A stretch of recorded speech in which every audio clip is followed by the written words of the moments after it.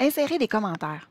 L'insertion de commentaires dans un document permet une collaboration plus efficace avec une équipe de travail. Tout le monde dans le même document. C'est d'ailleurs la fonction principale de Microsoft 365. Lorsque vous ajoutez un commentaire, il apparaît dans la marge de droite, aussi près du point d'insertion du texte, où une bordure va apparaître autour du texte que vous avez sélectionné, le cas échéant. Si une autre personne commente le document, la réponse à ces commentaires vous permet d'avoir une discussion directement dans le document, même lorsque vous n'êtes pas tous dans le document en même temps. Voici comment faire pour insérer des commentaires. En fait, il y a plusieurs méthodes qui sont possibles. Ce qu'on peut faire, on peut, par exemple, dans mon cas ici, je vais sélectionner mon texte. Et ce que je peux faire, c'est avec un clic droit de la souris, je vais aller cliquer sur « Nouveau commentaire ». Ce que je peux faire aussi, à partir de l'onglet « Insertion », dans le groupe « Commentaires », je vais cliquer sur le bouton « Commentaire ». Autre façon possible, à partir de l'onglet « Révision ».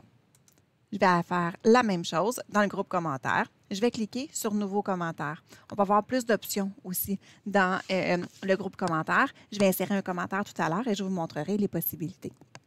Ce qu'on a aussi en dernier lieu, c'est d'utiliser le raccourci clavier CTRL, ALT et la lettre M.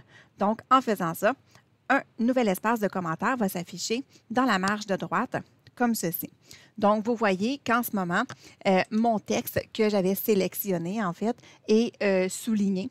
Donc, ça me montre, en fait, que mon commentaire va être sur ce texte-là seulement. Alors, on voit dans le bas ici, donc, premièrement, le nom de l'utilisateur, donc qui est mon nom à moi, évidemment. Et ensuite, j'ai une petite case où je peux écrire mon commentaire. Donc, je pourrais écrire, par exemple, corriger cette notice, s'il vous plaît, étant donné qu'elle n'a pas été faite de la bonne façon. Et donc, je fais ça tout simplement.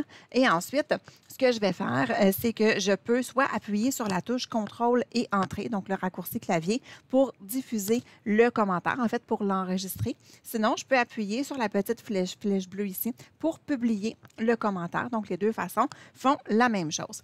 Alors, mon commentaire est publié. Aussitôt que mon commentaire est publié, je peux en insérer un autre.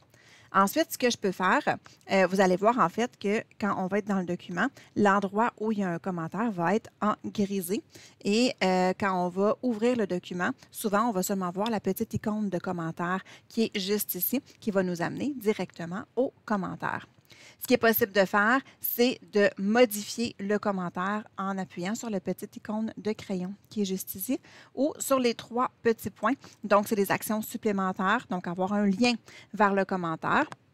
On pourrait aussi résoudre la conversation. Une fois qu'on a résolu la conversation, par exemple, on appuie sur le petit bouton ici et le commentaire, en fait, va disparaître. Comment on fait pour revoir les commentaires? C'est en affichant le volet des commentaires. Donc, en cliquant justement sur le bouton commentaire qui est ici, on va aller voir tous les commentaires qu'il y a eu pour un même document.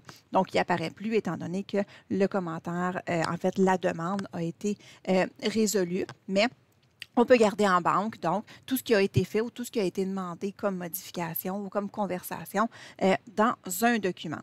Avec l'onglet Révision et le groupe Commentaires, c'est possible d'aller ajouter évidemment un nouveau commentaire, mais c'est possible d'aller au commentaire précédent, au commentaire suivant ou d'afficher le volet des commentaires pour pouvoir aller voir, donc, par exemple, la liste des commentaires qui est là tout simplement, où on peut avoir donc la liste contextuelle, donc comme on veut pour avoir nos listes de commentaires.